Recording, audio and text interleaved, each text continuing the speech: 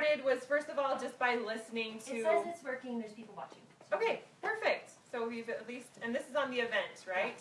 So if any of you want to go back and look for it and search for it to be able to watch it again, that's where you've got to go, is the event and not just the page. And some people were on the Catch the Vision page too, and I think they were getting confused where that was going to get posted. But okay, so I started by just watching all of the trainings and just having little bits and pieces throughout the curriculum that we were already doing, where I was just trying to kind of implement some different aspects of poetry and just trying to kind of add to what it is that we were already doing. I didn't feel like I was ready to fully take it on, and it took about 3 months before I was really ready. Sorry, wrong one. It took about 3 months before I was really ready to kind of start jumping in and really implementing it into our home. And so this was the first kind of layer of where we came to with kind of how to structure our day. So I want to talk a little bit about like the schedule that we came up with. I want to talk a little bit about the space and what we've done to set up this space. And then I want to talk a little bit about the culture and what we've done to kind of change the culture around in our home. So first of all, I feel like, and this is just probably, this is just my nature, so take it or leave it. I love to have a schedule and just an outline and a guideline for the day. And so these are all posted over on those black cupboards over there, so if you want to look at them a little more closely.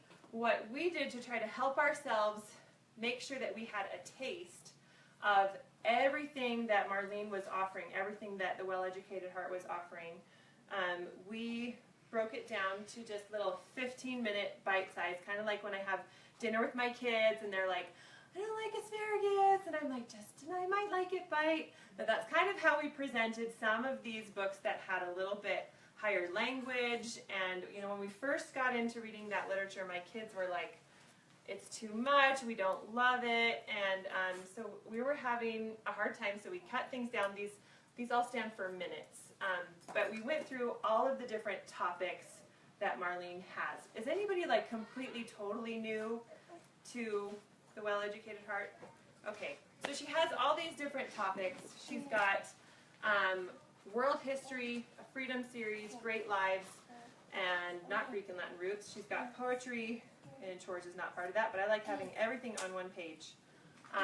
So within the Great Lives, she's going to have these lists of stories to study every month. And what I did to help us understand what was happening every month is I just created a binder, and the binder has a month tab on it. And so if we are doing, let's go to month 10, I either post these on the wall or I have my kids just come to the book, depending on how organized I feel at the beginning of the month. So they can come here, and these are also on Marlene's sites, and she has all these different story ideas that are either just from her online books, or they are from the My Book House series, or the Junior Classic series, which is right over there if you guys need to have. I'm a really visual person, as you can see. So it's like if I don't have it in my face of exactly all the different things that we're trying to do, which is what we'll talk about with setting up this space, then it just goes over my head, because there's all these little catastrophes that are happening and poop being smeared on the wall, and I get to the end of the day and go, oh yeah, we were going to read poetry, and that's over there. But if I walk past it, it helps me to remember. So Junior Classics and the My Book House series is over there. And so the kids can go through when they get to whatever it is that they're working on. They say, okay, I'm going to have a taste of world history. Then what they do is they come over to this binder, and they either find a story inside this binder that they can either find online, or all of Marlene's books are over there in my daughter's room. Or if none of Marlene's books sound appealing to them, then they can go to a shelf in this room of whatever that month is. So for month 10, they would come down here. And this is everything that we would be studying for month 10. And the way that and this I didn't do all at once. This is recent. I just barely organized all of my books, which has been wonderful because I was putting them all inside a little basket every month, and even the act of gathering them throughout the whole house I feel like is going to be too much, especially when another baby comes along. So we took all the books and put them all on the floor, and we labeled them on the inside corner in pencil. I think that's huge because there's been a few times where we've seen things that were like, oh, we thought that was month 10, but actually we feel like that would go better in month 6. So once we really have our groove figured out of what we feel like is appropriate for each month, then I think I probably, since I love organizing things, will have to get some color-coded stickers to be able to put on the outside. But I also love having these kinds of shelves where we can see the front of the books instead of just the spine of the book, because I feel like it calls them and it entices them more. So when a book gets left on the floor and it's time to put it away, when they just look, they can see the number, and this has an N on it, so it stands for nature, which I don't have nature on here because this is one of my younger kids, so their nature is more like a family nature time versus going and seeking out a nature book to read to themselves. But on one of my older kids' schedules that you can see over there, then they would know I'm going to go find a book that has an N on it, and then I encourage, I inspire, I invite, I entice them to read for at least 15 minutes and then come and give me an oral narration where they come and tell me about it, and then do some sort of built, written, or drawn narration, which is where their notebooks have come in, and we really are just barely getting into notebooks after, you know, a year. So I really don't feel like we were ready to layer all of that in at once. That is just what our family needed to do to kind of not feel too overwhelmed. So I've discussed a little bit, I guess, with how we've set up the space and just kind of what our theme for the day was, or our routine for the day was. But then I was noticing that it was getting too stagnant, and my list-loving, checking-off little self was breaking through way too much, and it was not being true to the true heart of the well-educated heart. And so we had to progress to the next spreadsheet, which still can't get away from them. I'm getting better, I swear. This is like therapy for me. It is so awesome. Okay, so then I could tell that things were kind of, getting kind of humdrum. It was too much of a routine. There wasn't any fire. There wasn't any inspiration. We had like our space kind of all situated. There's the books here. I also have a section for music and science over there, nature books, and our poetry is over there, and all of our devotional stuff. So kind of everything, was at a glance in this room, and I had art supplies all set up, but we were still missing the fire. And that's where the idea for this spreadsheet came up, because when it came time for me to do my planning at the beginning of the month, I have a really bad memory, and I get interrupted every 5 minutes, and so every time I would start to have a creative thought about what it was I wanted to do, I would forget what I was thinking about, or something would come up, and planning was becoming difficult because some of the really cool things that I would find within the website, because there's so much stuff, I couldn't draw it back and I couldn't pull it back. And so I had this idea to put everything that I wanted to do for that month, not necessarily for that month in a year, but like for that month for the rest of my life in bringing children up in this world, which who knows how long that's going to be, but it feels like a long time. So I'm like, I'm just going to make this master plan. So this feels like it's really overwhelming, like there's a lot of stuff, but the idea is that year after year, I will be able to feel the climate of the ages and stages of my children, and I'll be able to draw from that and what the natural interests are. And what's beautiful about it is that I can come across something in a completely random way as I'm driving down the road, or I see a sign. I saw a billboard for a World War II. I quickly pulled up my iPad and I wrote that into the field trip section of month 10. So I can think about that and I can put it down and then I can let it go, and then I'm not spending all of my time having a panic attack at night like, do I remember all of the cool things that I want to do? Will I have time to do all of these cool things in a month? Absolutely not. But that's where the freedom and the spontaneity and I think the heart and all that kind of stuff that Marlene's so good at has started to come out a lot better. So I broke it down into field trips, the Mom's University, which I don't know why that's not filled out, but this is a living document that just keeps growing and changing. We do, and talking about the culture a little bit, we do a poetry tea time on Tuesdays, which is super fun. That was one of those things that just kind of got away from a spreadsheet and just checking things off and just doing them. I have mostly boys, and so I totally thought the tea party thing would be a total bust, and they love it. Everybody has to have a British accent. Nobody's allowed to come to our house and do it with us because we are all completely embarrassed about how we act. The boys even have their little fingers up as they're sipping lemonade or hot chocolate, and we read poetry to each other, and we cut up sandwiches in little shapes and put it on pretty looking plates, which is beyond me. Like okay, I'll admit, they're pretty looking paper plates because I'm so practical. I was like, I can't make that much of a mess every Tuesday. So I'm learning. It's a process. It's layers. But it's just one of those culture things that made a huge, huge difference for us. And then the Pinterest page just was not, wait a second, this is going to be funny on me. The Pinterest page was so great. My kids were loving looking at the Pinterest page that I wanted it to be more than just the craft, or I wanted it to be more than just jumping around from a bunch of and some I got myself.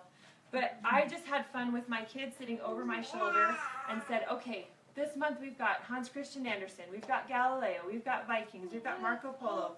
And as we just scrolled through and found things that were either images that they were super excited to have in their notebooks, that I quickly saved the image to Snapfish and sent it directly to Snapfish so that they would send it to my house, or if it was a food idea or a craft idea, that my kids can just go to the spreadsheet and they can just scroll through the page and say, Mom, I need to make some Viking wristbands. And then I know on Monday, which is my only day that I go out on the town, go shopping, or when I'm doing Amazon or whatever supplies I need to find, that it helps me to be able to plan for that earlier in the month. Even, braiding. My daughter needs to have braids like a Viking. I mean, if we're going to make education be a life and be part of everything that we do, I went to a friend's house, we're studying Germany, what do you bring to the friend's house? Strudel. It's just kind of becomes like, my husband's like, I feel like you're going to start putting month stickers on our clothing. Like, there's not anything that is kind of being left unturned by this whole theory. It's quite addicting, and I kind of do have that kind of personality. So anyway, you can see like just the variety of just pictures and information, not just craft ideas. And it really, our kids they're highly visually stimulated because of the culture that they're born into. And I want to not necessarily feed that, but I want to use that to help get them back into a more literary world. And I feel like this is a way that we're using these principles to do that. And then everything else on here, you guys, I've shared this on the site. Our devotional, we've got our devotional plan. Let's see, are we on month 10 here? I just don't want to have to be going to any place different at all to be able to find. No thanks, go away. Okay, this is month 1, so I don't have it yet. But in month 10, which is what we're still working on right now, I have pictures of the poems that were all in one place right on my iPad. And then the same thing, there is a YouTube list for month 1. You've probably seen those around the website. So that in the morning, part of our culture is that we have musical mornings. And while we're making breakfast, we just put the YouTube list on, and it goes through all of the different musicians that we're studying. It goes through the different folk music from the countries, the time era, the musicals, that's a big deal for us, and the family movies. We have family movie night on Sunday nights and on Friday nights. And so the allowed list is just posted right next to the TV, and they get really excited. There's still some movies on there that I tell my kids, this is an education plan for adults and children, so just because the movie's on there doesn't mean it's necessarily appropriate for you in whatever age you're in, but they get really excited looking at the list. and seeing what's coming up for the next month. So, and then all the rest of these are just links so that I can quickly print my pictures off, aside from the pictures that are coming from Snapfish, but pictures that she has linked. I'll show you. These are my buckets that the plan is. I haven't started using these yet, but as I've been going through and arranging my space, each one of these are a different month. I just don't have the labels on them just yet. And we've got like some audio CDs that I found. I already took the time, and I want to do this for every month, to just at least have the hard copies of the pictures that she has on that for that month, so that they can just cut them out and put them into their notebooks as they see fit. It's kind of a little bit of an ordeal to print off all of the maps too, so the maps for the month are all printed off. This one I actually did enough copies so that everybody has one. Some of them are just at least to have the hard copy in there, because it's really quick for me to just go scan a copy versus going on the internet and searching and trying to make sure it's a printable page. And that was the thing with this spreadsheet, is that I was starting to do some of that stuff with my kids, and then they'd take off to the trampoline or wherever, and I'd be trying to gather them back, and it was too late, and it was gone. So that, and there's just, you guys can look through these because I don't want to take up any more time. But like different coloring books, the Living Scriptures has got amazing resources that go along with a lot of the different biographies, and we are Living Scriptures streaming, so you can get these and print them off with your streaming account. And then also, I'm absolutely addicted to Beautiful Feet. I love the illustrations, the activities, and the copy work, and the maps inside. If you've never heard of Beautiful Feet before, you need to go to their website. Almost all of the book recommendations that they have for each one of their kind of individual studies that I find go really well with Marlene's rotation are almost all of the additional book recommendations that she has on her website. And so it's a really easy, just click and buy, because it's like a whole bundle. And we've never come across a Beautiful Feet book that my kids didn't love. And there have been some of the books on the website that my kids have just not quite been ready for. So what is our time at? I've got 1 minute for any questions. If anybody's got anything, or we can move on to the next. Yes? The YouTube list that has music for each month, is that on Marlene's? She has, there's a bunch of different women that have made different YouTube playlists like that, but you're welcome to use mine. If, you know, I can share this sheet with you, and then you can have the Pinterest pages and the YouTube. And oh, and the other thing that I'm working on right now, because YouTube doesn't have everything, and but if we have an Apple Music subscription, and that will get you everything. So we have an Apple playlist for every month as well, especially to get to the musicals. Ashley. Well, just hang on, that one thought that I've had before is, you know, you can do group Pinterest boards too, which I think would, that everyone could contribute, because I see these beautiful things, people, videos and music that they post onto the Facebook page, and I love it. I think next year I want that to be there again, and so it would be so great if we could just instantly put that in Pinterest when you come around. So maybe that's something we can think about. Yeah, for sure, group Pinterest page. I know, because I really feel like there's power in having all of the resources in one place where we can find them. So that's really been my big thing of where we have progressed to. I think that there was something else that I was going to tell you guys about, but I don't remember it now, so that's okay. Sorry, do you do the baskets and all your monthly bookshelves, or is this progressing to the shelves? No, this basket will go on the table. These two sit inside the middle of that table, so that I could look at it and remember, oh yeah, we've got maps to do, oh yeah, we've got, so that when things need spruced up a little bit, or they need some ideas, that I'll be able to pull from that. And we've got all kinds of things, and I didn't have enough space on all of my shelves to include all of the preschool books, and I like having the preschool books down a little bit lower where the younger kids can access it, so I moved all the preschool books for the month into these baskets that will just sit on the table. But these are just little characters of the redcoats and their battles and cannons, and I've got boys, so they love that kind of stuff. And stickers that I found, or the musicians. Yeah. What differences have you seen in your children as you've applied this? they love it. When we worked on our notebook pages, a couple of my kids came and said, when I grow up, I'm going to do school with my kids just like you do, Mom. Aww. And I was like, oh, we arrived. I mean, not quite, but it felt like that was really progress. And so I've asked, my older kids who can really remember kind of how we did things before. And I think the biggest thing that they love is just agency, just choice. To be able to have an entire shelf and an entire,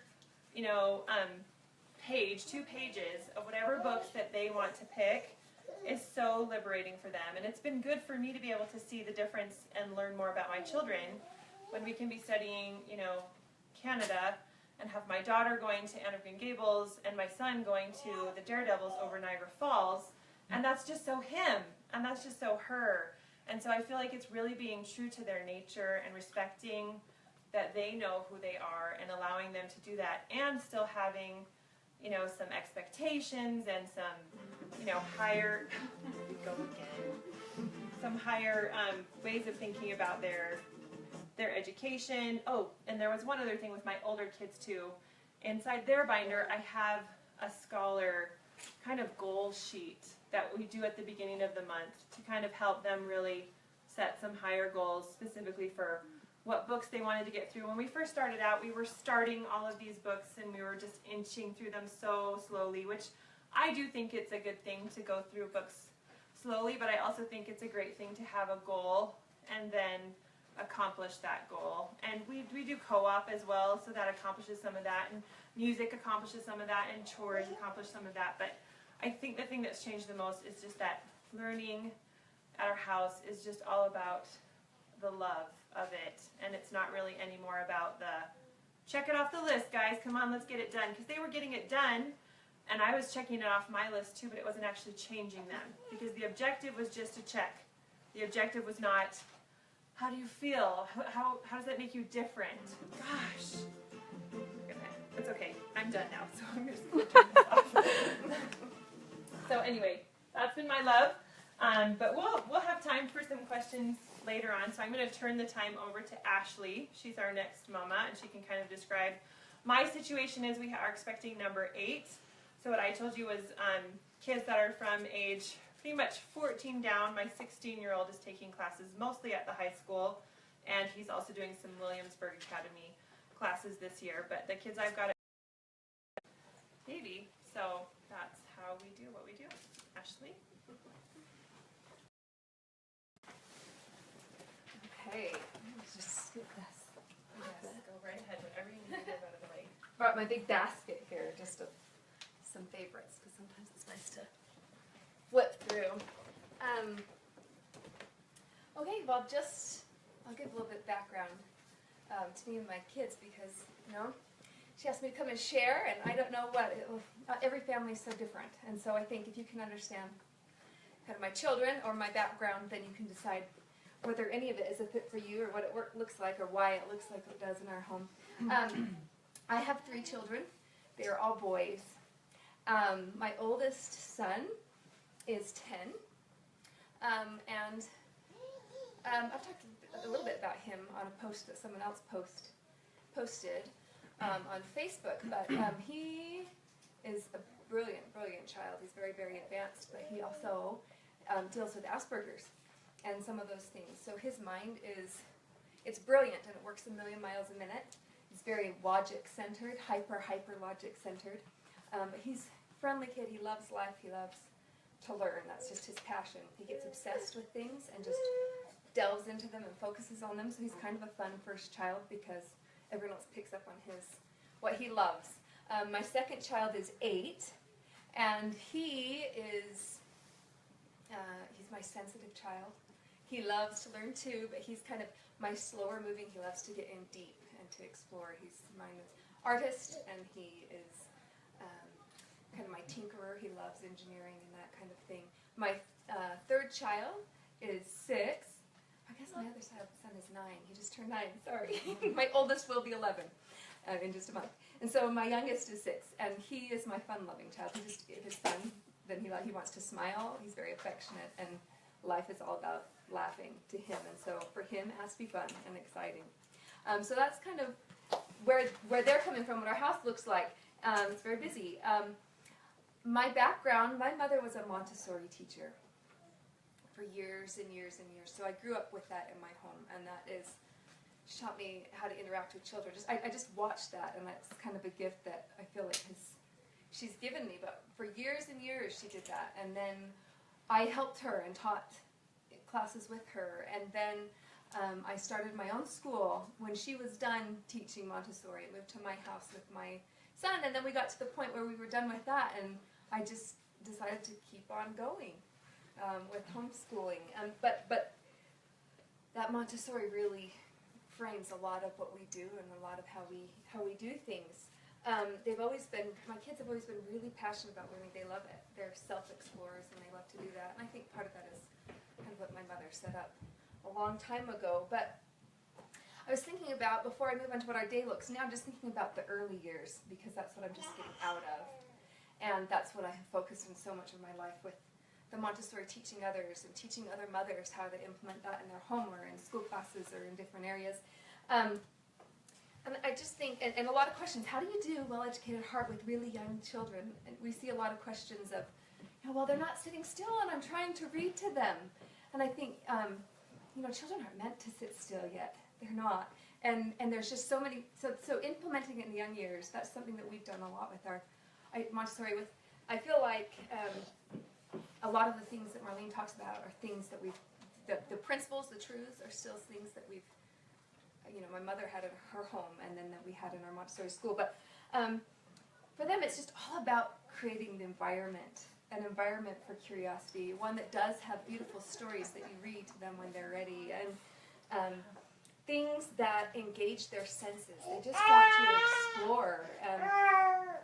So as we're implementing that, I would just, my input for those young years is, instead of worrying about the curriculum or worrying about what are just the right everything else, have wonderful, beautiful stories that you tell, no stories. But instead of buying a curriculum, I'd say buy a child-sized broom and let your child help sweep, or buy garden tools that they can get in and be confident. I think a lot of confidence for those younger children and that love of learning comes from those kinds of actions as well. The kind of confidence that comes from a child that learns how to pour for themselves from a pitcher when they're teeny tiny. I've seen it over and over and over again. It just builds them. And being able to pour without dripping transfers into, I am capable and I can learn new things. And that just snowballs and snowballs as they grow older. So that's kind of where we've come from and thought. We've had things like setting up the kitchen where the glass plates that children can use instead of plastic. It's just the respect that you have for your children. Having tools for the garden or in the garage. They can help with woodworking, polishing, just shelves that they can reach and be a part of that. One of the things an educator wrote that I love, talked about, if you think about the relationship with a dinner guest that you invite and they sit in the front room and while you finish preparing the dinner, versus the relationship that you have with a friend that you invite in to help you in the kitchen as you're preparing the dinner. And kind of compared that to the confidence we can build in our children and the relationship we can have in them when they're really, really tiny. And so that's kind of where my children have come from. That's kind of how we've dovetailed into all of this. It's just on those young years, let them be part of it. Let them develop their love for learning in that way. We also had a home filled with beautiful art that's very much, the same background we always had. Have beautiful artwork by real art, not crazy pop culture art all over the room. That's always been a part of it. And beautiful music and stories. Having vases and scissors and a basket so that your children go out and cut from a cutting garden and set it in the table and have a nice vase of flowers that your 3-year-old brings in, puts and contributes to the dinner table. Those types of things, and I think that's very much in line with some of the things that we're doing with Well-Educated Heart. Mr. Rogers, this is a very, like I say, coming from my Montessori background, this is a quote that a lot of people come from. He says, "Play is often talked about as if it was a relief from serious learning. But for children, play is serious learning. Play is really the work of childhood." And so I think as we keep that in mind, that work in our schools, we'd always call that work respecting respecting those small things that children are doing and building that confidence. So as we were coming out of that and moving on with my older child, we went a lot towards the Charlotte Mason things. I loved a lot of things that come from Charlotte Mason. I love her nature studies and her living books. Again, that same emphasis that I was already loved of art and poetry. I loved copying great literature and poetry as language arts and spelling and penmanship as that being all a part of that. So I loved that. And I, but I found, as we've had a rough couple of years, and I just we had such this love, and something was just a little off. And kind of thinking, as the more we started getting into curriculum and saw, for our family and the schedules, they just weren't working as I was seeing it done in other places, even though there was so much beauty in the concepts of it. Just trying to keep that joyful.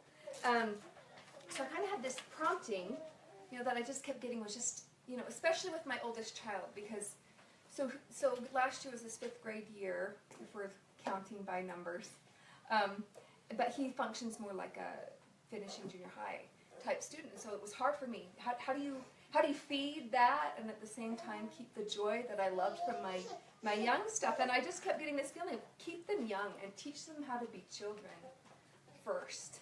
And that the other would come, but letting them to be children. And so I kind of felt looking, and I said, well, the question in my head was, well, how do I do that?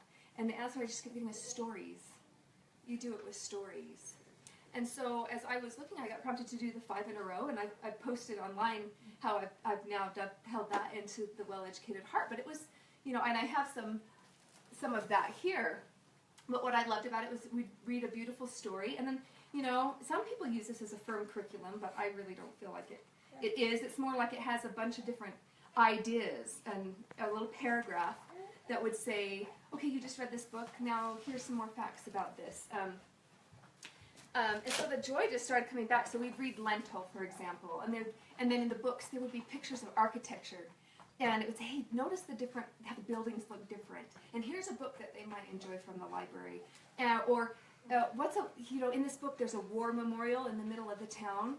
And so it just had a little paragraph pointing at the war memorial. And hey, maybe you could find one. So then when we went up to visit their Grammy, there's a war memorial there. And those relationships, I feel like education is connecting relationships, helping children build relationships with different things. I love that quote, the relationship is between a child and God, and I feel like giving them the opportunities to just make those connections. So I was loving it. We talked about lemons and our what are they, under your tongue, and how you can feel different. Anyway, are those? Yes, well, our taste buds, but what anyway, sweet, sour, all those things. Talking about the different ways our tongue works. Sorry, it's moving my mind right now, but, or we'd learn about how to use look at how the artist, hey, did you notice that the artist used this type of a chalk? You might enjoy doing a picture out of that. And so we would just pick and choose. It's not something you go through, so we'd pick a little activity here, but really getting back to the stories. And one thing that I found is even though my oldest was doing some higher level things, he loves the young things. I think so it's really easy as they're getting older to think that they've outgrown things that might seem childish, but the more and more I expose my children to those things, the more I find that their heart still loves it. One experience today, so that's what a lot of it looks like in our home, is reading something or experiencing something, and then they love to make connections with different things. So today we were driving on a 4-lane highway with another lane down the middle, and there was a car next to us stopped, and we stopped, and there was a whole little group of ducklings going across this highway, and everyone stopped, and everybody in the cars are turning and smiling at each other, watching this cute thing go. And, oh, Mom, when we get home, we have to read Make Way for Ducklings again. That had to have been Mrs. Mallard. And they just loved it. They loved the connection because it's part of their hearts, part of who they are, that I wasn't seeing the more I got systematic with the different curriculum I was seeing, though I loved it. The more I freed it up, the more they were able to make their own connections that way, and they were loving it. I'll say, this is kind of silly, but when we first read Make Way for Ducklings, this is really funny. I took a picture for my husband because it cracked me up. We were learning about Make Way for Ducklings, and one of the things that, well, let's talk about how ducklings hatch and come out of eggs. And my sweet lady, well, Mom, that's really cool. But what I really want to know is, well, how did the egg get fertilized? I said, well, you really want to know? Yeah, I really want to know. And, we're very open in our family about stuff anyway. So he knows perfectly well that there is a connection back and forth. He's like, so if it works for ducks, how does it work for people too? I want to know. And I said, okay, well, he went upstairs and he got the encyclopedia. And my lesson that I had planned for the day was not that lesson at all. I had thought about doing something else. But we took a good 45 minutes, and he knows everything he ever wanted to know. He'd ask a question, I'd answer it. He wanted to see a picture, I'd let him see the picture. Well, explain that to me. Okay. And so I just felt like, clearly it was something that he was ready to learn. It wasn't on my agenda, but somehow it touched his heart and gave him an opportunity to learn what he wanted to learn. And we did. As it was really after that, AnnMarie, right after I had that feeling, go back to stories, AnnMarie introduced us to Well-Educated Heart. And as I've jumped more into it, I've just kind of seen how everything, all the truths that I've learned through the Montessori, through the other things, I got a master's degree in folklore, actually. And so I had been very passionate about the way stories and traditions and the way people do things build people, and they build cultures for good or ill. And how important they are. They are the crux of everything. Where, I've been mocked so many times for learning that, but it's just really reaffirming for me to see, how it all comes together. And I've just loved it. Before I go through, I'll just going to walk through what a day kind of looks like for us. But before I do, as far as organization for us, one thing that I discovered the other day that I'm really excited about, I put my books on individual shelves too, just kind of leave them there for them to choose from. I have one shelf that's specifically library books, and so everything that I got from the library for the month is always out on display like this as well. And then there's the shelves of our stuff that's always there that they know. But I found an app called Book Buddy. Has anyone ever tried that? So you scan your book, you just find the barcode here, and you can make your own categories, and you just scan it, and you're instantly cataloged in here. So it's free if you want 50 books, and then it's $5 for more. So I'm gradually working that, because I thought, as much as I've tried to organize, and your best system sometimes still gets messed up, but if I have my phone, a book's not going to be forgotten or lost. I'll at least know to go look for it, is my theory.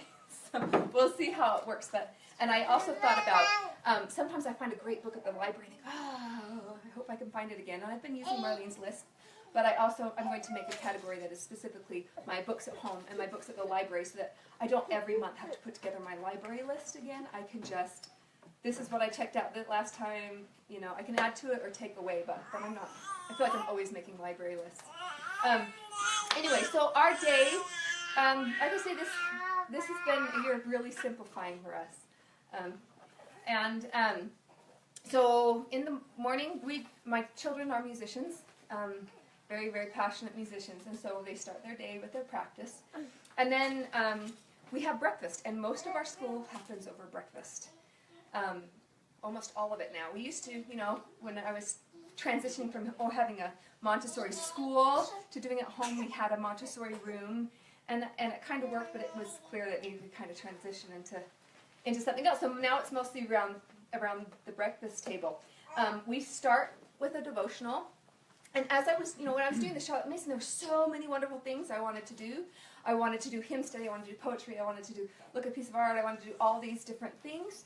And it was just getting overwhelming. I was constantly feeling I wasn't quite doing it right. And I read a book, I can't even remember the name of it, but she talked about a rotating schedule. And before okay, Monday we'll do this, Tuesday we'll do this, Wednesday. But the concept of this rotating schedule that really clicked for me was that it wasn't that, it was, okay, these are the 4 things I want to do. So for example, for my devotional rotation, I'll tell you what's on it. Scripture story videos. And I used to have a curriculum that I loved to do that, but I found out, just watching the videos that are online on LDS.org for LDS scriptures, though it has the Bible for others that could still use that, other Christians that are looking for Bible study. I found that just doing that with a notebook page, I found something that I purchased, but basically it has 4 squares on it. It looks kind of like a graphic novel, and they can listen and just draw a picture. And we even have a family one at nighttime where they take turns illustrating, a mix of everybody's different illustrations. So that's one of the things that we do. Another thing we do is hymn study, and sometimes we'll copy the hymn, or color a picture or draw a picture of the hymn. But we also love YouTube videos for that. One that we did, we learned "A Poor Wayfaring Man of Grief," which is, my children love that song. You know, my cellist especially loves it. He loves those deep notes. But it was really fun. We found a video that sang it in the original tune. It's been changed, and it was beautiful. This guy played it on the guitar, and it taught the different tune. And now my children want to sing it that way all the time. But they've got that history in there, their connection that they love to their instruments, and so we love YouTube videos for different. We watch different ones for as much variety as we can about each song. We'll also have a day that's for a new memorization of a scripture. And so instead of trying, there had been a point in time when I was trying to do all these every day. I was trying to make sure we read our scriptures, and then I wanted to listen to a hymn, and then I wanted to practice what we'd memorized. In our house, emotional health is a big thing for a lot of different reasons, and so that's part of our loop, is we either we'll have some type of activity that talking about emotions, but for us, we do a program also. It's called Turnaround for Anxiety that our pediatrician had recommended. It's a CD. It has some stories that help them with that. So that's, for us, our family needs to have that part of devotional. So instead of trying to do these every day, so we would just set first this day, this day, this day, this day. Well, what happens if every Friday seems to be the day that we get interrupted? So the idea of this rotating schedule was you just start where you left off. You do 1, 2, 3. And maybe you have a vacation and you're gone and you don't do it, you just do the next one on the list. And that was so freeing to me. I used that in so many different subjects instead of trying to hit everything, because my children were raised as Montessorians, and that is all about concentration, and they develop a concentration and a desire to really get deep into things, especially my slow-moving child. If you ask him to write a penmanship paper, he will do it for an hour joyfully, which is not normal, I know. But it's what he loves, and so for me to ask him to do something else just frustrates him so badly. And so that helped us to kind of give him the time that he needed, but still cover all we wanted. So that's what we do. We have our devotional. We do a family math time. I think I also posted about bedtime math. That's one of our favorites. It's a site where it has a little story or a clip about something fun. One I posted online was Ant Hills, where they had this man. So it was, usually I find a YouTube video or something to watch, or just something cool that you never would have explored without it. But it had this ant hill, and once the ants were gone, they'd pour it full of aluminum, and then they would dig them out and have these gorgeous sculptures. And it was so fun because they never thought about that before. But then it had different levels of math. So it has a little question for your preschooler, and then a little question for your maybe lower elementary math skill, and then up to 6, 7, maybe stretching 8, depending on the question. And so they each get to answer a question, but it's family time, and they loved it. They loved that. We also have done calendar time. Of course, when you're young in preschool age, in first grade, calendar time is the calendar. But we've also had things like the moon phases on our calendar. Whatever my kids are passionate about that time, we can add to the calendar. But when they got older, we turned the calendar into, they would do multiples or factors of the number. So they land on 12. Well, what are all the factors of 12? What are multiples of 12? And they thought that was really fun. Is it a prime or not? And so we've been able to extend that a little bit. That whole process right there maybe takes 15 minutes or something like that. After that, we always look at a piece of art, and I have loved Marlene's resources because it's just right there. And that's one thing I'm learning to go is to kind of the way that AnnMarie, she has an overview of what she wants to do, and it's there for her, but she doesn't have to panic about the details because it's just at her fingertips to remind her what she wants to do. So we just go in and whatever we want to do. And this has been so fun. We look at a piece of we look at a piece of art, we read a piece of poetry, and then we do our short stories. But it's been really fun because I've had plans or wanted to do what the theme was, but the morning that we found a mouse in the bathtub, we did it differently. We looked at a picture of a mouse, and we read poetry about mice, a bunch of poetry about mice, and we found a story about mice, and it was just so fun. And that wasn't something planned, but they loved it. And so we're able to have structure but freedom, and it's really helped me follow kind of the spirit of what my children need at the time a lot better than when I was worried about making sure I got things done. So this is one that Marlene recommends. It's one of the first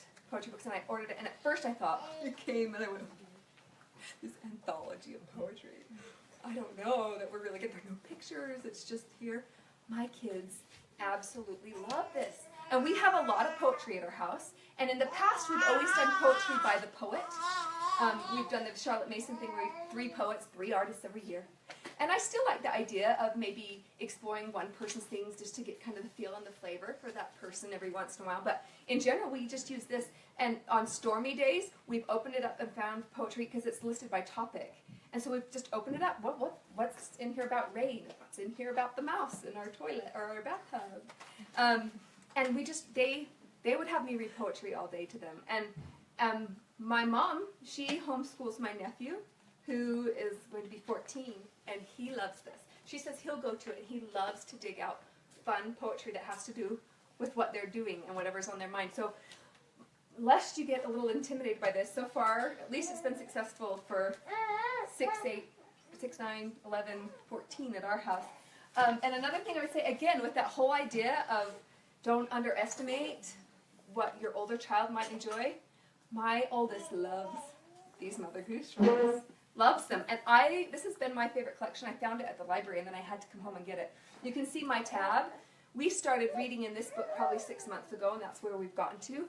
This has probably 700 or so nursery rhymes. So there are some I know, but most of them I don't. But I love the vintage artwork.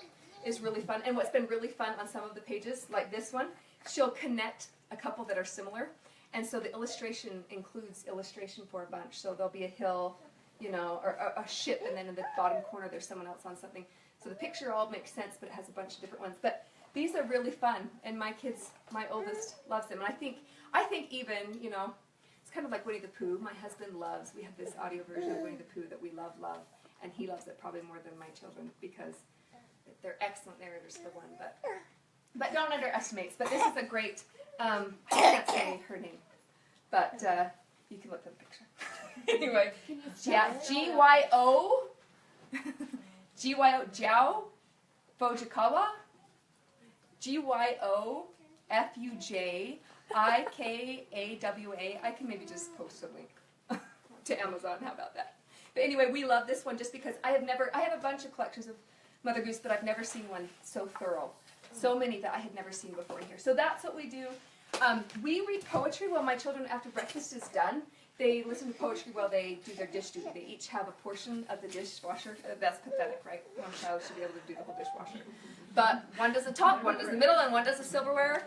And I've found that if I just let them have what they do, we don't fight about it. So they just know that's what they do, and they go. But sometimes they'll kind of drag it out, so they can hear more poetry. They love it. And we do poetry teas too. We've always done those. Well, we've done them for the past several years, and my boys love that too. They love putting a vase of flowers on the table and a nice tablecloth. They just really do. And it's fun.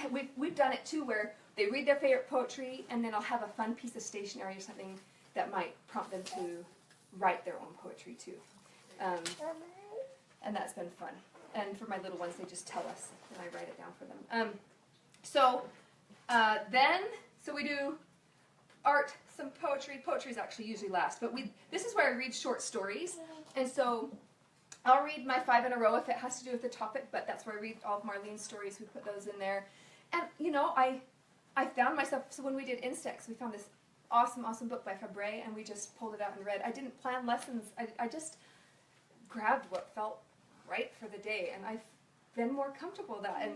And like I say, that overall outline, and then have it at your fingertips so that you can then act as needed. So we'll read whatever it is. And this year, when I started, we just started with, we wouldn't try to do all the topics because I already had what was in motion. And so we started doing mostly the nature study aspect of it. And so this next year, as we do more and more of the story, and we read all of them, we would, but if we might be on a different history that we'd already started. And so I'll probably do the same thing at the rotating schedule. Today we'll focus on nature studies, and the next one, in a very loose way, like I talked about, but kind of going through that.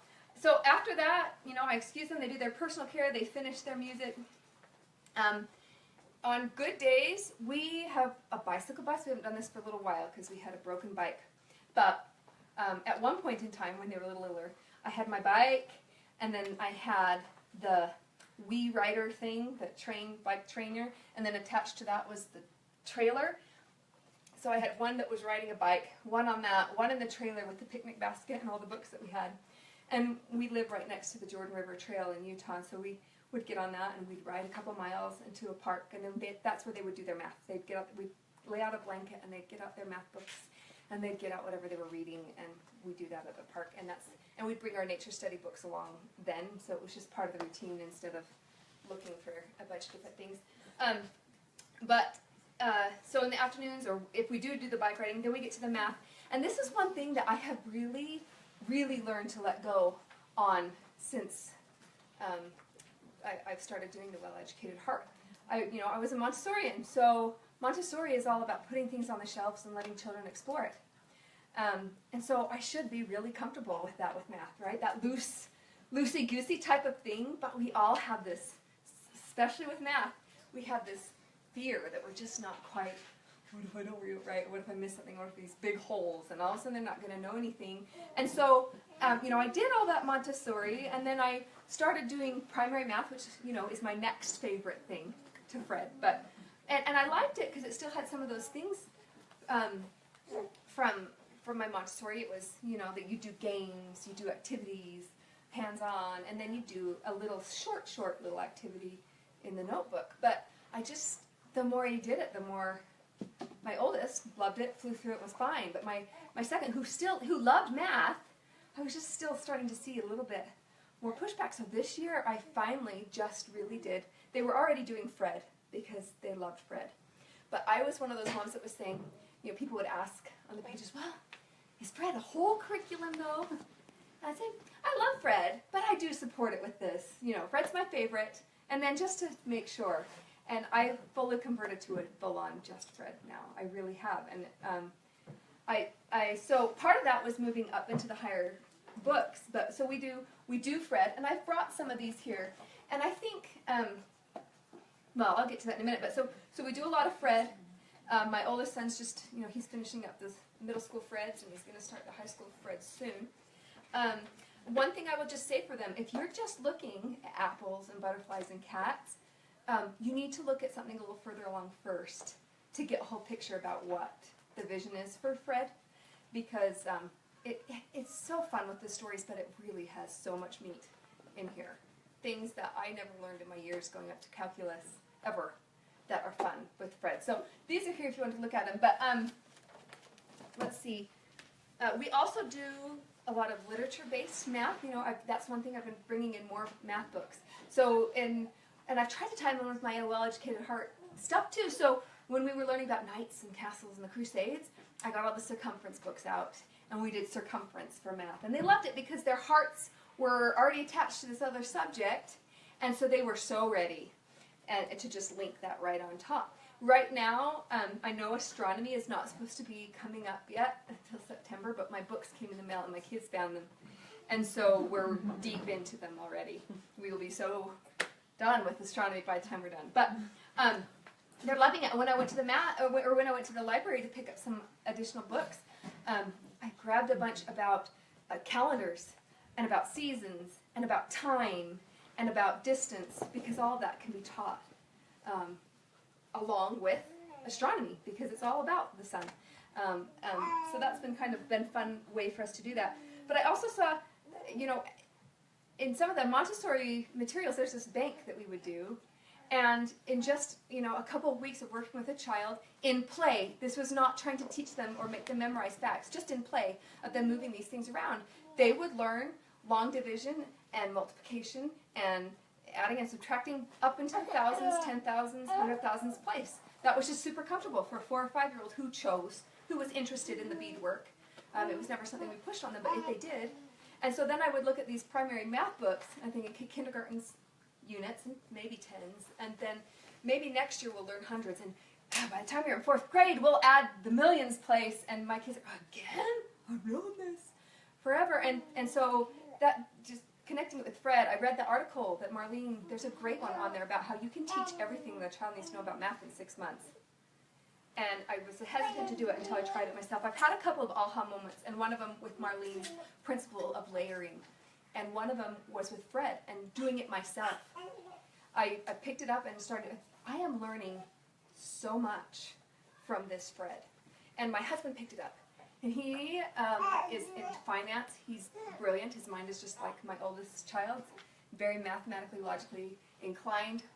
And he loves it passionately. He thinks it should be in everybody's hands. He just loved it. And he was wanting to go through it again. And he and I just kind of agreed, if you ever did, your child did choose a path that needed some test for college or something like that, the first thing I do is pick up the Fred series and just read through the whole thing.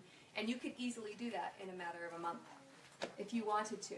And so that's where that principle of layering is. I'm not worrying anymore about did they get every single bit of this meat, because Life of Fred is meant to be read over and over again. So whether you choose Life of Fred or not, that's just kind of where we've gotten to with the math. Is I've learned that about the layering thing. Even with math, you don't have to master it the first time through. You can come back. I'm guessing my son will probably go through it maybe 3 times before high school, and if he was ever, or by the time he's done with high school, and if he needed to prep, I would say, okay, go back and read them again, and he'd be perfectly ready. So that's kind of one area that I've really learned. Another aha moment, just kind of talking about that layering, that has really, really rung true the truth that Marlene's teaching about just little bits here and there, and opening their hearts to different ideas and letting them connect. I came across some notes that I had written down as I had listened to one of the talks that was posted in the Mother's University. And I looked at my notes, darn, I love that so much, and I really wanted to be doing it. I haven't been doing it as much as I can, and I can't remember everything. And then I just kind of, no, wait a minute. It's going to come up next month, and you're going to read it again. And then you might forget some of it, and you might think, dang, I wanted to implement that, and I didn't do it the way I wanted to. But you're going to come across it again. And to me, that really just, it was almost, just a reaffirmation for myself of how it was working for me as a mother, is I don't have to master mothering at once. And I can have a great idea and a great intention and do my best now, and I can come back to that again and build on what I've already learned and be refreshed. And so that was just an experience that really brought that home. One thing I will say we're really into right now, so we do, that's all that we do for school, really. We do that hour in the morning. They practice their music in the morning, they practice their music in the afternoon, and then maybe 20 minutes with each of them with math. But then a lot of it is in audio books. We have been really into that because we travel a lot for music lessons. And one thing I say, it's been amazing how much material I can get through once I stop worrying about getting through material. And it's just been eye-opening to me. So one thing about, let me see if I go here. I've tried to, I apply some of the other materials that we love, that my children love. Even though it's not necessarily well-educated heart material, I've approached the material in a more heart-centric way. Because there are things my boys love, and if I take them away because it's not this, I'll be in trouble because it's their favorite. So 2 of our favorite resources that are not well-educated style, but that we're doing a little more, we love Story of the World. Love, love, love it. It's one of their favorites. And we also love the Apologia science curriculum. There are things, I have issues with some parts of it, but we get through those and make them work. But they love them. And what's been frustrating in the past is we had a great little co-op that did the activities and did things, and I loved it, but I've never felt like I could replicate it, and I felt like we weren't getting through it. Like, darn, we were so enthusiastic about it, and now I felt like we were always starting things and not finishing. I don't know if anyone else does that. You start something that you're passionate about, and then it starts dragging and dragging and dragging and dragging, and then you're like, it's time for us to move on, but we didn't do it. Oh well. And with both of these are on audiobook now, and we put those in the car, and in 1 month time period, we will go through the entire Story of the World disc 3 times. And the science books, we'll probably listen to those 6 or 7 times. Just, my boys love them. So by the time they're done, I've stopped worrying about, we used to do the notebooking that went along with it, and we used to try and make sure we did the activities. And now I just let them listen to it. I figure it's going straight to their heart, they're loving it, they're hearing it over and over again, they're not going to forget it if they're passionately asking for it. So we do those a lot. And being very honest, I also, I do My Tech High, which is a program here where you can, in Utah, where it's an online charter school. We still get to make all our own choices and choose our own curriculum, but we, once a week you have to put in, say we did this for school today. And being honest, this kind of is my safety net a little bit. Like I always have something to say. Whether or not we got sidetracked with the mouse for literature, I still have something to write down for history, even if the mouse didn't really qualify. So, it's not necessarily the way we do it, but I feel really comfortable because it's there. Others that we love, audio, are Your Story Hour. Those are especially amazing for American history. Those are my boys. I have one son who I have to hide it often because he doesn't do anything. Like I say, he's my slow-moving child. I love him, and I love his focus. It's excellent. But what he will do is go in his room to clean his room, and he'll put these on, and he will listen for 8 hours straight. I'm not kidding. 8 hours straight without stopping, and he'll pick the ones he loves, and he loves Henry Ford, and he'll listen to it over and over and over again, and he'll come and tell me what he's thought about that's different, and how he's always talking about how he's going to fix things. And a lot of that is because there are a lot of inventors and things on those stories. And so I think those really have inspired him to try new things and make him very confident because of the way he talks. There's readers' theater with excellent voices. So they are history, but they're not a story, this is the history of whatever. It's today we're going to share the story, Aunt Sue and Uncle Dan, and today we're going to tell you the story of this, and then the voices come on and do the thing. So we love those. And then I'm so excited for the Heartwarmers that Marlene is putting together because the audio we have gotten through so much. It used to take those science books that my children love, it was their favorite, but I couldn't even get through one in a year because for me to sit and read through it all, and they'd want to do it forever. My voice is tired and I'm worn out, and they're loving it. And as much as they loved it, I just couldn't get through it. And we are just getting so much now when I stopped worrying about getting enough. So audio just really kind of, for me, takes a lot of the pressure off. The last thing I talk about is just the bookends of the day. First, nighttime. When we get to nighttime, and I say, okay guys, go brush teeth, do whatever you're supposed to do, the fights, the arguments, the misery that is getting ready for bed, right? And we were having a lot of problems with that. When they were really little, before we were into a lot of schooling, my husband found silly symphonies, the Disney silly symphonies, the classical music with a little cartoon running, and that's what we would do. Is my children knew that at the end of the day they'd get 10 minutes of silly symphonies with Dad.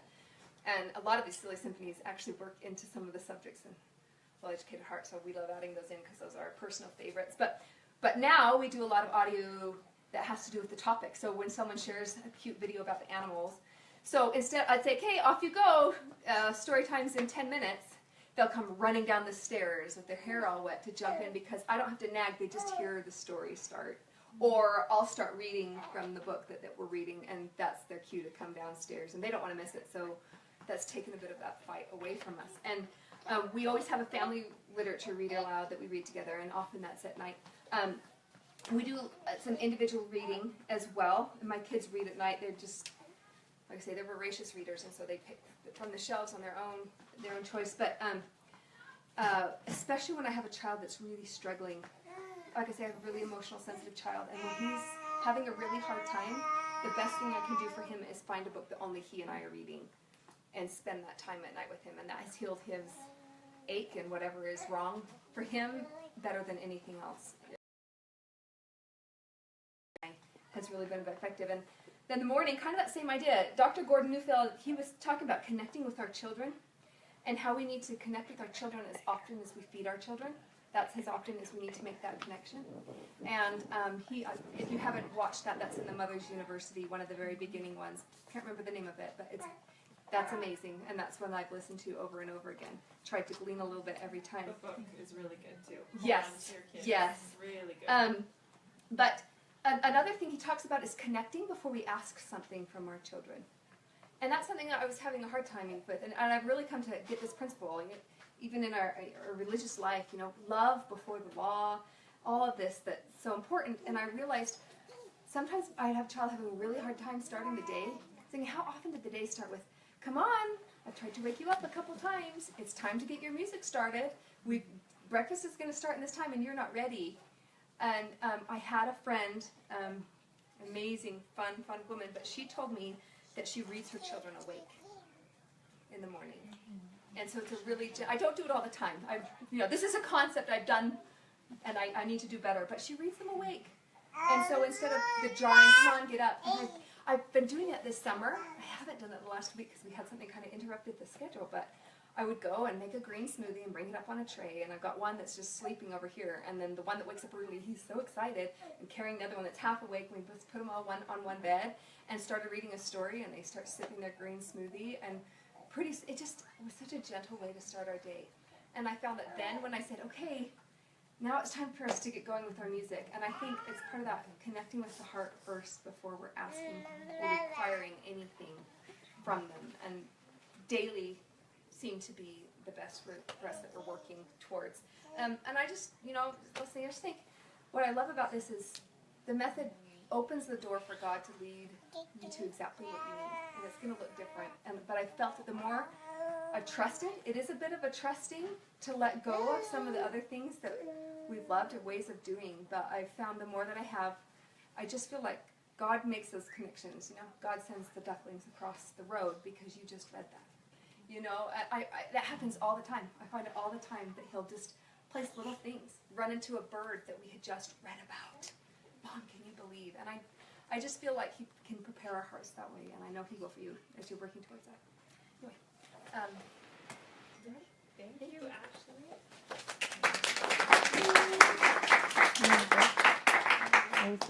Do we have any note taker? No, I was just going to say. Yeah, but I missed something. She said that she was reading Oh, something. that is. You wrote down your story out? Okay. I got your story out. Just saying that, like. I'll go look for that, and we'll turn the time over to Paige. It's a book too. I'm going to get it set She up. said it's a book to hold on to your kids. Oh, okay. So Okay, I'll just start by saying I love that AnnMarie asks such different types of moms around the same time years. to present, because one of the things that drew me first to, that spoke a truth to my heart with Marlene, was the fact that it's not the same. She often says it shouldn't look the same in every home. And I think that is a truth, because it shouldn't look the same in every home, because each mom and each children, we're all so different. And so you guys will be able to tell if you know like the types. I'm a type 1, and it will totally come out as I show you our days, because I get really excited. Okay, so I'm just going to move this up here, and I'll give you a quick overview with our day, and our week, I guess, more than our day. And then I'll go into something else. Okay, so ours, I actually do the thing where we switch every day. So we have, so we kind of have like the family school type stuff and individual study in the mornings. And then afternoons, we try to do things with the family. And 3 out of the 5, because one day is in school group, 3 out of the 5 we go outside, just because I think it's so important. So on Monday we do country study. So we're just studying the world. This is my total type 1. But we made, like we had cereal boxes, which they were excited to eat, and then they cut them out and decorated them however they wanted. And then they have a passport. And so every time we study a country, they get a ticket to get on the fake airplane. And then we take their picture from the beginning of the passport, and then they get a stamp, a map, and all of that stuff. So that was really fun. We only did 1 a month last year, and this year we're going to try 2. And I do like the rotation, but sometimes it's the spirit. Like, if it doesn't work for a family, I'll like switch it up. So if you look at our schedule, some of them could be different. But my kids absolutely love this, and I'm changing it next year a little so that we have like a going into the past passport and then like current, so we can study the difference. But one thing I love is I have the coolest sister-in-law in the world, and she's my kid's second mom, and she doesn't have any children, and so for Christmas she told the kids, pick where you want to go on a trip and I'll take you. And my son was like, my 5-year-old, Egypt! I love Egypt! She's like, oh! Yeah, in the U.S. She's like, wow. So they went to Florida. But the fact that he knew so much about it, it really is just because it's so much fun. And we'll read stories from Marlene's thing. And then, so we get a new country. at the beginning of the month, and then the second Monday of that month, we'll study something more with that. We also have, I should take pictures. She recommends that. That's going to be my new thing. But we'll do food from there. We totally dress up. We do like the whole immerse yourself, and my kids absolutely love it. But we haven't scrapbooked that. So that is my goal. And then in the afternoon, we do PE, which for us is we switch off between sports and like fitness. So the first and third, we'll go play hockey outside, like roller skate hockey, or we'll try ice skating hockey if they're old enough. We'll do skiing, like I have it all split up into months, or soccer or baseball. Sometimes we'll ask families in the neighborhood that homeschool to come do it with us. So that way we're engaged. And I don't know, my kids, they're very active. I have 3 boys and 2 girls. So 12, 10, almost 10. 12, almost 10, 8, 6, and then a 1.5-year-old. So the 1.5-year-old just pretends that he plays, but it's really fun. Tuesdays, we have music, and then science or math. It switches off. We do science projects. Well, it depends. We have scheduled science experiments twice a month, and then we'll switch off with math. But I have a daughter and son who love science, so really they go on all the time at our house.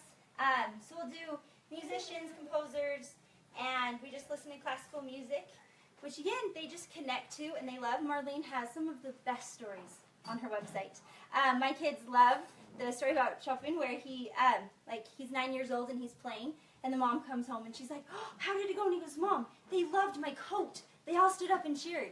Just funny things that my kids are like, that's really funny. And so we had some family over and friends that were over for a dinner, and we'll play classical music at night to kind of help calm them.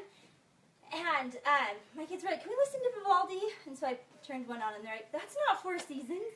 And we had a family member who was like, who's Vivaldi? Why does your 8-year-old want what? And it's just really cute because they connect with it. They love it. We always wake up in the morning to like hyper-Christian music. But anyways, so that is our Tuesdays. And so I like the afternoon for the science or the math inventions just because they give more time. And we often try to have that done even by 1, just so the kids can play the rest of the day. And then Wednesday we have poetry and nature. So my kids love poetry time. And we have a poem book. But more than that, they really just love poetry. So I grabbed, this is one thing that's really neat about the notebooks that I didn't know to tell today. And it totally made me cry. So when I got ready to leave, I was like, oh, I'll just go grab all their folders out of, where they keep them in the schoolroom. And they were all gone. And I'm like, what happened to your folders? And they were all over the house, which is so cute because it shows that they love them, that they've really just, taken ownership of them. And I'm like, why are they all over? But this is my daughter's poetry notebook, that she is older now, so she got one that is bound, and she writes it into her journal, and she's like, you can't take that. So anyways, the other kids, they were all over the place. But they just write poems if they want. They recite. We also do a lot of scriptures of poetry time. And then for the nature, we do a lot of just nature walks and activities, because I don't know, like tracing leaves, all that fun stuff. Thursdays, it is American history and art, and I love that Marlene has such a passion about and the importance of this nation and the history that she has it every month, and I love that. So that's the day where we work that in, and then the afternoons we will have an art lesson.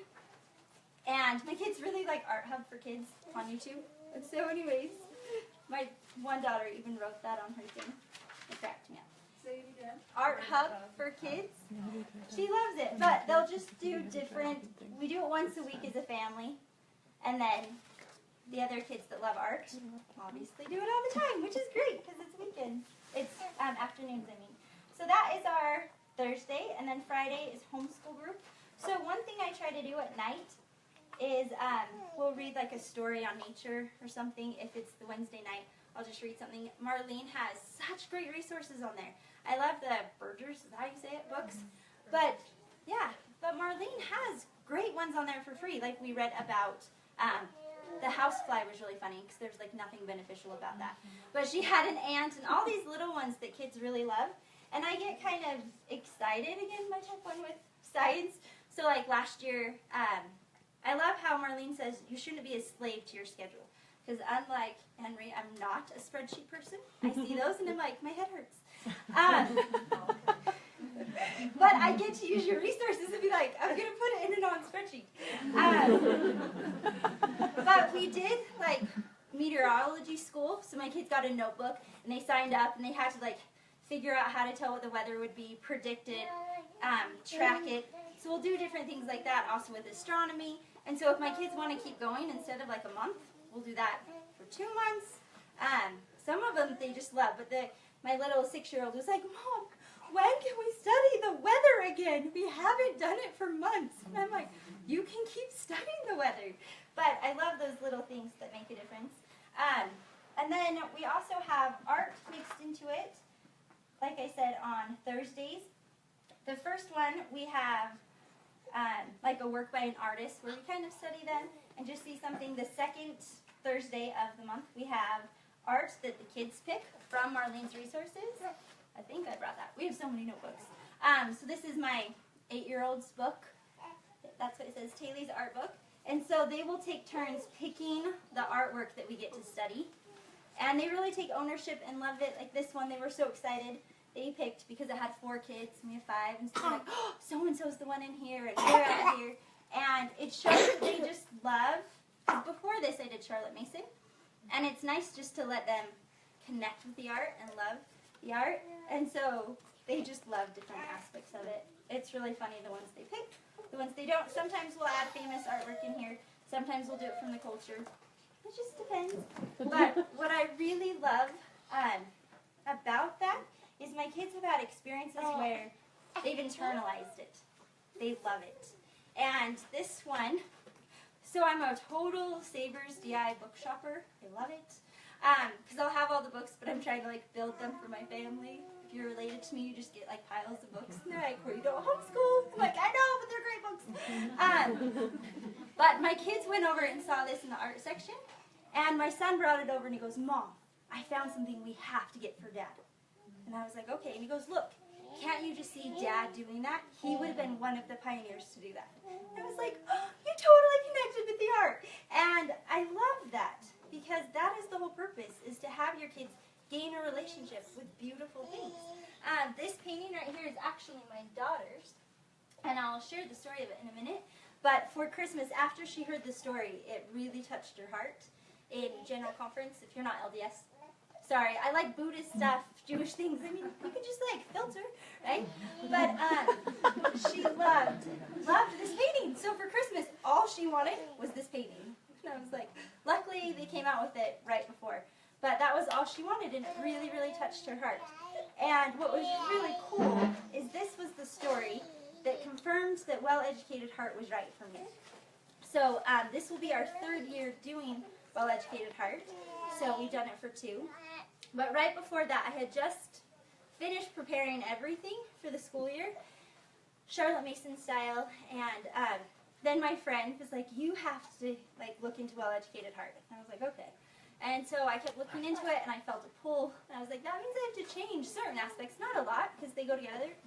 But I was like, I have to change it. And I was like, I don't know. Maybe next year. And I just kept feeling that pull. And so I went to General Conference seeking an answer of how I should educate my children. And I'm totally going to cry. I'm a type 1, but I'm a crier. President Uchtdorf shared this story. And if you don't know the story, what it is, it's about Aunt Rose and an 11-year-old girl who has to go live with her aunt, and she doesn't want to. This aunt lives all by herself. She's never been married, doesn't have any children. And this 11-year-old girl's mom is having surgery.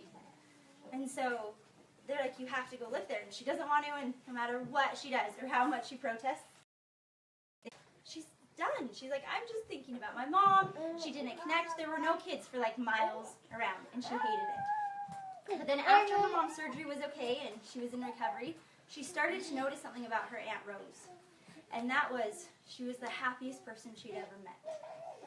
And she didn't understand it. So she even went to her Aunt Rose and she said, I don't understand. Why are you happy? And she said, I know I shouldn't be. And she talks about how for a time when she wasn't married and she didn't have kids, she really just hated life. And then she talked about how she found the journey to joy. And she went over and showed the 11-year-old this picture and talked about how they could have found so many things wrong with their situation. But this girl is singing as she walks. She's skipping. And how that influenced her. And then she shared how Aunt Rose shared a poem with her. And then after a poem, she talked about how they would go on nature walks. And Aunt Rose would teach her about the different types of birds. And Aunt Rose would teach her about the flowers. And how Aunt Rose was always singing and quoting scriptures and had a relationship with God. And she wanted to become that. I think the biggest thing I've learned from Well-Educated Heart is it's not about my curriculum, and it's not about what I teach, it's about me. And that is what I loved about Marlene, is she has the Mother's University, because Ava, the 11-year-old girl, ends up wanting to be like her Aunt Rose, not because the Aunt Rose tells her to be, but because she is drawn to it, because she sees it in herself. And so I think my favorite thing out of everything, and I love so much about Well-Educated Heart, is Aunt Rose had a well-educated heart, and because she was full of joy, Ava and everyone around her, it shares in the story, wanted that joy. And so that, I feel like, should be my main focus, and all the other stuff is secondary. And we had a really neat experience this summer where, well, it was sad at the time, and just really struggling, so she felt like it would be good that if she moved in with us. And so she moved in with us for just about 5-6 weeks.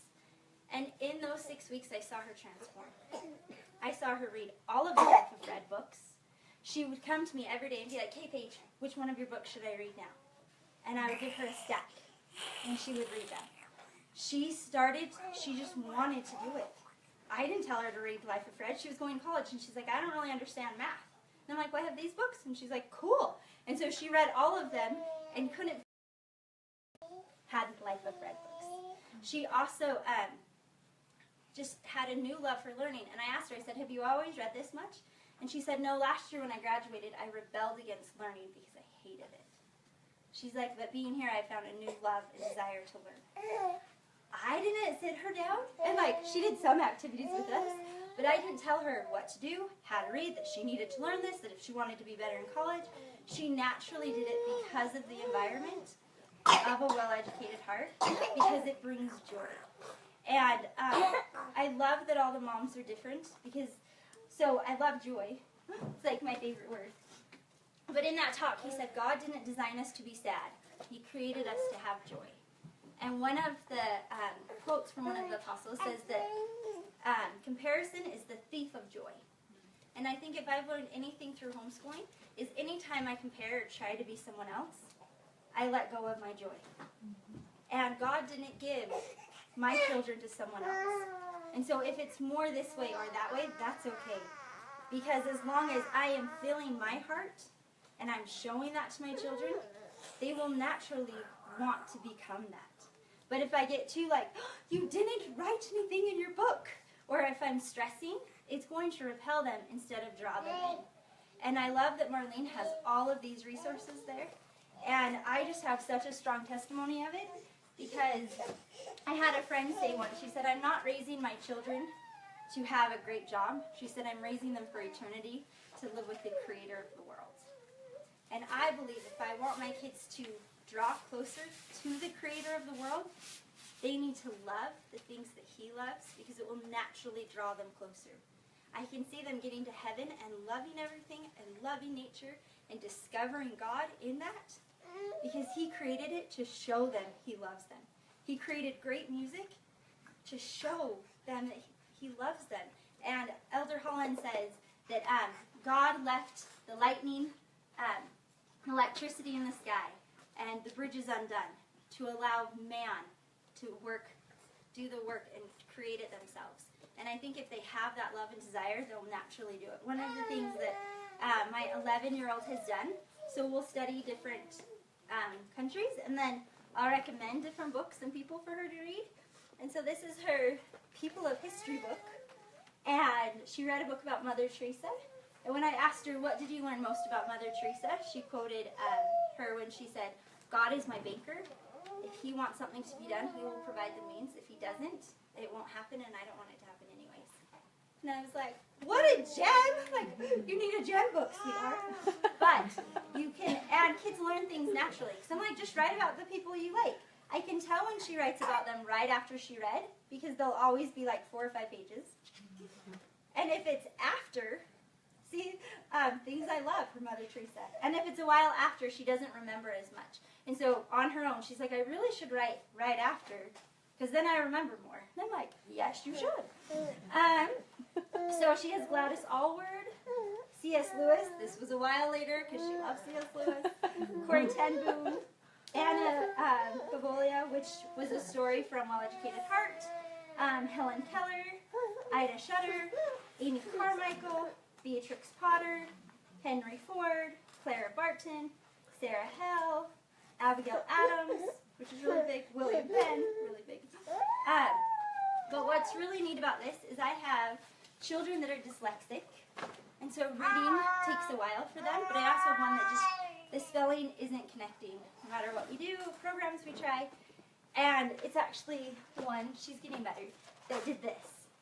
And so for her to write this is really, really a lot of work, and really hard.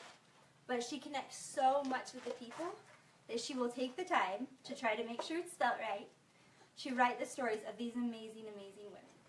And that is warming her heart. And I had a list of things. Sorry, I'm not going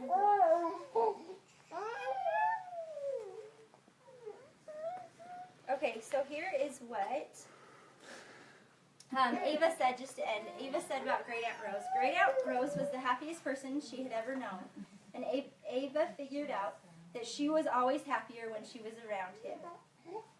If we trust him, this is a quote, if we trust him, he will help us to notice the good, bright, hopeful things of life. And sure enough, the road will be brighter. No, it doesn't happen instantly, but how many good things do. And that's President Uchtdorf's counsel, to look and notice the beautiful things. And how awesome that Marlene did exactly that. So I left remembering one talk better than any others, and I would ask people, I'm like, remember women's session? Like, which talk did you remember? And almost without fail, it was Aunt Rose, because it was a story. Had a poem, talked about nature and music. I'm like, wow, thank you, Heavenly Father. But those stories really do stick with us. And as Marlene has said, and he also said in his talk, Jesus Christ taught through stories. And then he shared how President Monson is a master storyteller of his own life and experiences. And what Well-Educated Heart has taught me, is I want to be like Aunt Rose. And I want others to feel that joy and that happiness simply by being around me.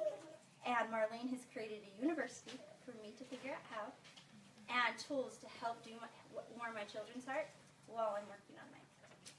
So, and I always say this, but I say these things in the name of Jesus Christ.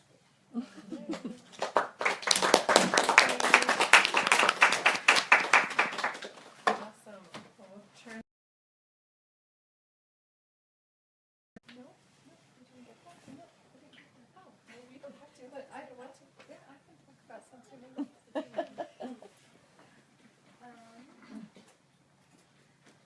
Let's see. I wonder if I can use my baby. Is she that you? I can stand up with you, okay? Let's see. Some things that have been. So I guess to introduce myself a little bit, we have 5 children. Our oldest is 13, and all the way down to she's almost 1 next month. We've kind of gone on similar journeys where, you know, we were led into Charlotte Mason and passed through Montessori and like Ashley Purser when AnnMarie introduced us to Well-Educated Heart. And it just connected all these truths that I felt like all of these other women were trying to teach us, and it just kind of connected everything together and made sense to me.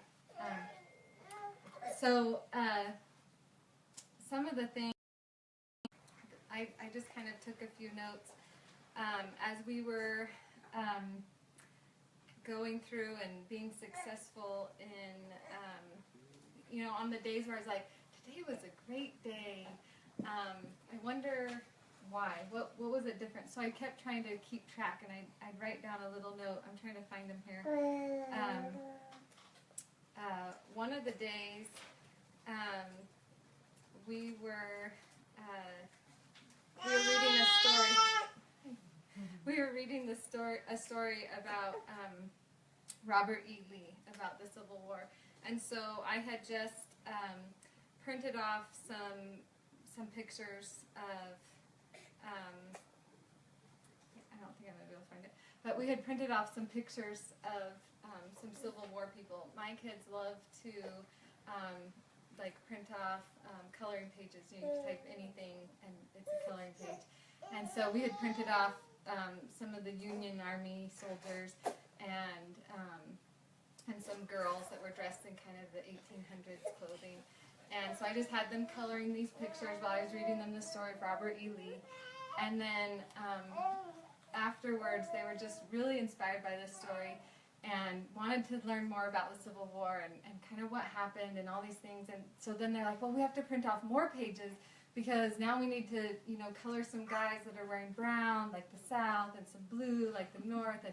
And we also pulled up a really beautiful artwork. I think you guys had it at your thing where it had two guys, like each side kind of facing each other. So we looked at this beautiful artwork because they wanted to see what the uniforms looked like. And so then they cut out all these people and they made them into these paper dolls. And then they're like, can we laminate them? Can we laminate? So we laminated them. And they played with those little paper dolls for 3 hours. I'm not kidding you. They played with them for 3 hours. And they had a Civil War battle. And I have 4 girls and 1 boy. So it wasn't like, boys having a big battle. There was a lot of girly stuff going on. But they had so much fun with that. And I felt like just reading this one story that took us probably less than 10 minutes, it just really opened this whole new world to them. If you were going to say, oh, let's learn about the Civil War today, probably my children would have shut down and been like, oh, when is this going to be over, or if I said, let's make paper dolls, they'd be like, I don't want to make paper, So I think that seems to be kind of the connecting thread in what I'm hearing from everybody today is a lot of what makes it successful is just that your heart has already been warmed and you already feel excited to share something with your children. You are excited to share these stories with them, and then you kind of have your little box of whatever, and they can just take that and turn it into whatever they need it to be for wherever they're at, and turn it into whatever they can. So we had a similar experience. We were on I think it was insects, so we were reading, or maybe no, it was South America. So there was a story in my book house about these Brazilian beetles. Sorry, these Brazilian beetles, and how, and I didn't even know this, but how they're just so colorful.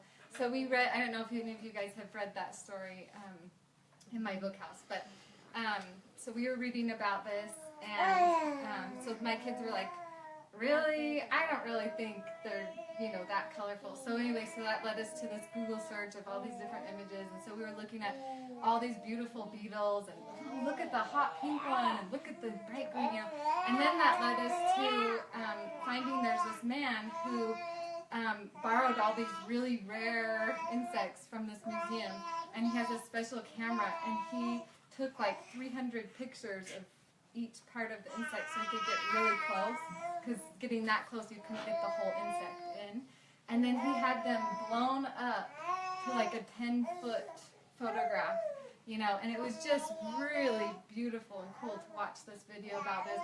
And so then they decided, they're like, well, we're going to make our own bugs. And so they got out the paper and the crayons, and they colored, their own bugs and made all these beautiful colors. And so, I just feel like they'll never forget that. They'll always remember that there's these beautiful, colorful bugs that come from Brazil, and Heavenly Father's created all of these beautiful things in our world. So I feel like those have just been kind of some examples of things that have been successful for us. They usually start with a story that I've read to them, and then that just kind of takes us on a trail. And it never works if I have something like my own agenda, you know, like, oh, we're going to do this, and then we'll do, you know, and I really like to be like that.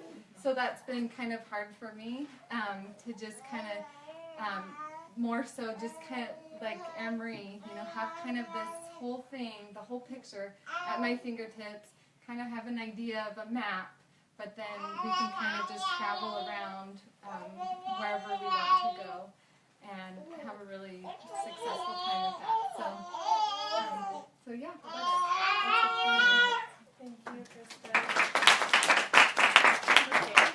Well, it's really my hope for this evening that you guys will have some time to be able to mingle with each other and to ask any sort of questions. I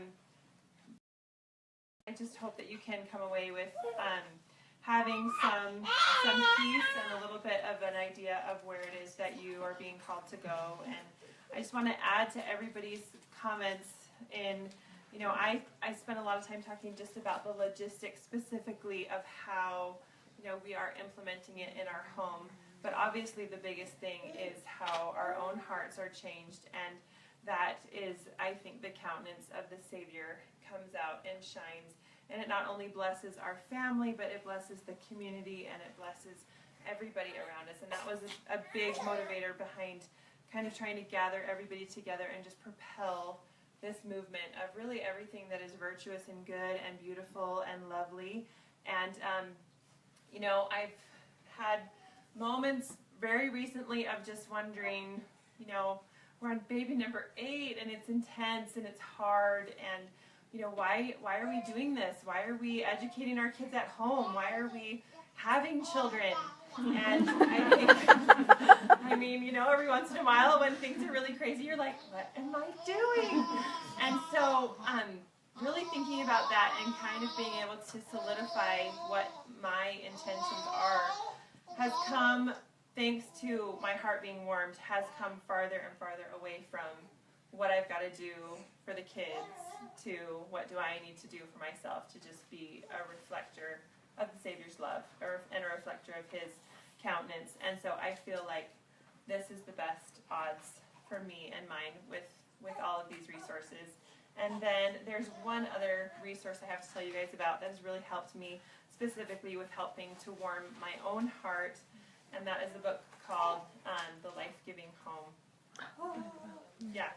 Really, really great book that has really helped me to kind of see the vision of the beauty we all go through as we let go of curriculum, as we let go and follow the needs of our children and recognize their personhood, the amount of patience and sacrifice and faith that takes and brings out of us, helps us to really understand why God gave us families to help us become what He wants us to be. Because did we not have this responsibility to entice, invite, and nurture and inspire the way that I think is what is in line with His principles?